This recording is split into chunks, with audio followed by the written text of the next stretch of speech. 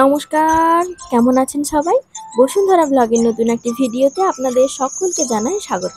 আজকে শুক্রবার আর এখন বাজে সকাল ৮টা। ওর পাপা খেয়ে দিয়ে বেরিয়ে গেছে আর এখন আমি দুটো ডিমের একটু অমলেট করব। আর ডিম দুটো হবে, একটা আমার মেয়ের জন্য হবে আর একটা ওর মামার জন্য হবে।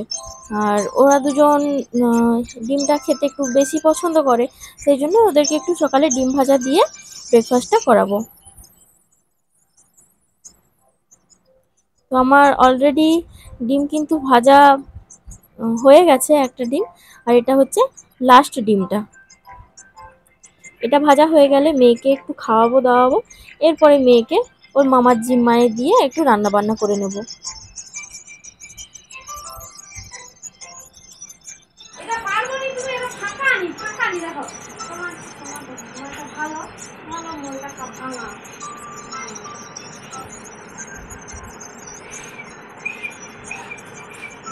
দেখি, এদিকে ঘুর তো, এদিকে ঘুরে বাজা তো।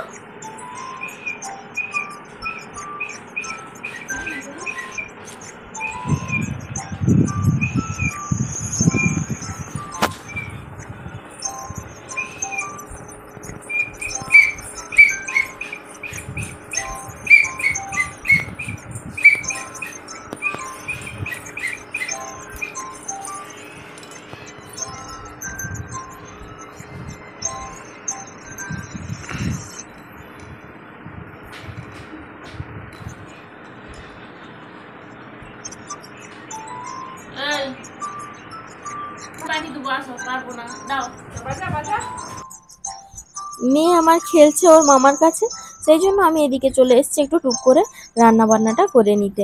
আজকে মেয়ের জন্য বানাবো একটু পেঁপে দিয়ে আলু দিয়ে একেবারে পাতলা একটু ঝোল। এমনিতেই গরম পড়েছে, সেরকম ভাবে কিছু খেতে চাইছে না, তার উপরে এরকমই করে আলাদা তরকারি ওর জন্য অনেকদিন করা হয়নি। আমরাই যা খাচ্ছি সেই ঝাল ঝোল তরকারি দিয়েই ও কিন্তু খেয়ে নিচ্ছে।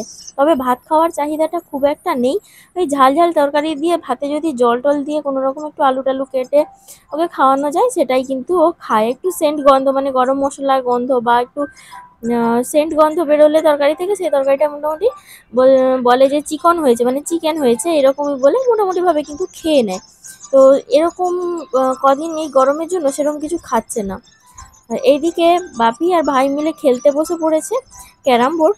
আর আমার মেয়ে এইদিকে দেখুন গাড়িতে চড়ছে, মানে ওই সে ছোটবেলায় যে দোলাটায় দোলেনি, এখন সেই দোলায় চাপার ওর খুব শখ হয়েছে, সেটাতেই দোলাতে না হলে ওই গাড়িটাতে উঠে উঠেও কিন্তু মাঝে মাঝেই খেলা করছে। একা একা উঠতে পেরে যায়, একা একা উঠে গেল, তারপরে কাউকে বললো একটু ওকে একটু চালিয়ে নিয়ে গেল বা কিছু। তো আমিও এখানে যেহেতু বসে রয়েছি, আমাকে বলছে যে একটু খেলা করব বলে উঠে পড়লো। আর উঠেই দেখুন ও কিন্তু একটু দুষ্টামি করতে চলে গেছে। ওরা খেলছে সেই জায়গাতে গিয়ে দুষ্টামি করছে।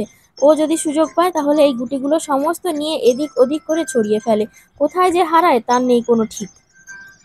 এদিকে দেখুন আমার তরকারিটা হয়ে গেছে, তরকারিটা চাপিয়ে দিয়ে মেয়েকে নিয়ে একটু খেলতে খেলতেই তরকারিটা আমার সেদ্ধ হয়ে গেছে। তো তরকারিটা এবার নামিয়ে নেব। রান্না বান্না প্রায় কমপ্লিটের পথেই হয়ে গিয়েছিল, তারপরে দেখলাম হঠাৎ করে আমার শাশুড়ি চলে এসছে আর প্রচণ্ড পরিমাণে কাঁকড়া পড়েছে নদীতে, সেইগুলো নিয়ে চলে এসছে। আমাদের বাড়ি যেখানে রয়েছে রূপনারায়ণ নদীর পাড়ে, ওই জায়গাতে প্রচণ্ড পরিমাণে কাঁকড়া পড়ে। আর আমার শাশুড়ি এইগুলো ধরতো যখন থাকতো আমরা যখন ছিলাম, তো শাশুড়ি ধরে নিয়ে আসতো।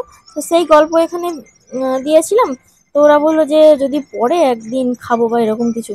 তো সেই জন্য শাশুড়ি মা আমার নিয়ে চলে এসছে এই কাঁকড়াগুলো। আর সেটাই দেখে আমার মেয়ে একেবারে খুশিতে আত্মহারা, ওইগুলো নিয়েই বসে আছে। আর মাও চেষ্টা করছে একটু কাটার।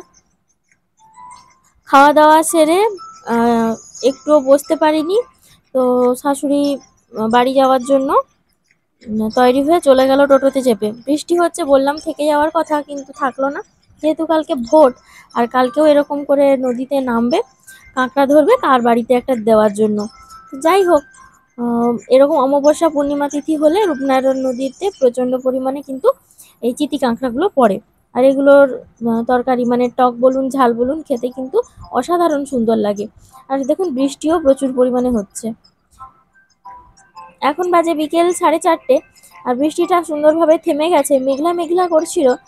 সেই জন্য ওর বাবার একটা জায়গাতে কাজে যাওয়ার কথা ছিল, কিন্তু যেতে পারেনি।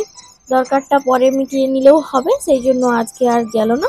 তো আমরা সেই জন্য সবাই মিলে চলে যাচ্ছি আমাদের নদী ধারের জায়গাটাতে। ওইখানে বাপি এসছে, ওই জায়গাতে এসে বাপি কিছু গাছ লাগাতে এসছে আর কি। সেই জন্য বোনেরাও আগের থেকে চলে গেছে ওখানে, আর আমরাও এখন চলে যাচ্ছি।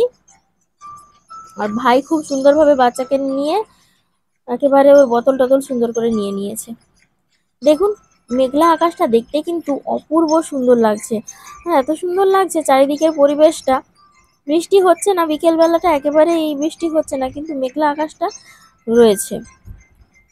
তো শোনা যাচ্ছে যে 26 তারিখ বা 25 তারিখ রাত থেকে ওই রুমেল নাকি একটা যে ঝড় আসছে, ওই ঝড়টা নাকি প্রচন্ড প্রভাব ফেলবে আমাদের রাজ্যে। দেখুন আকাশটা দেখতে ভারী সুন্দর লাগছে। আর বাপির ঘাম বেরিয়ে গেছে, মশা লাগছে বলে ছোট বোন বাপিকে একটু একটা ব্যাগ দিয়ে হাওয়া করে দিচ্ছে। অনেক কিছুই গাছ লাগানোর আছে এখানে। আচ্ছা বন্ধুরা বলুন তো এই গাছটা কি গাছ? আপনারা কি কেউ চেনেন এই গাছটা? দেখুন সুন্দর করে, আর গাছটা বলুন যে এই গাছটা কি গাছ।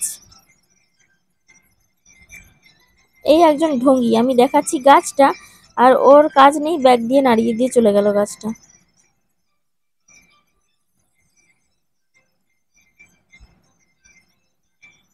এখানে প্রচন্ড বন জঙ্গলে ভর্তি হয়ে গেছে, যেহেতু একটু বর্ষা পেয়ে গেছে না, গাছগুলো একেবারে মাথা তুলে দাঁড়িয়ে গেছে। আর এই দেখুন সেই এলাচ গাছটা, এলাচ গাছের উন্নতি সেরকম দেখতে পাচ্ছি না, বেশ সুন্দর সেন্ট, আর ফুলগুলো দেখছি হয়েই যাচ্ছে, এলাচ আর দেখতে পাচ্ছি না। তো যাই হোক বন্ধুরা, আজকের ভিডিওটি এখানেই শেষ করছি। আপনাদের সাথে দেখা হবে খুব শীঘ্রই আমার পরবর্তী একটি ভিডিওতে। সবাই সুস্থ থাকবেন, ভালো থাকবেন, সাবধানে থাকবেন।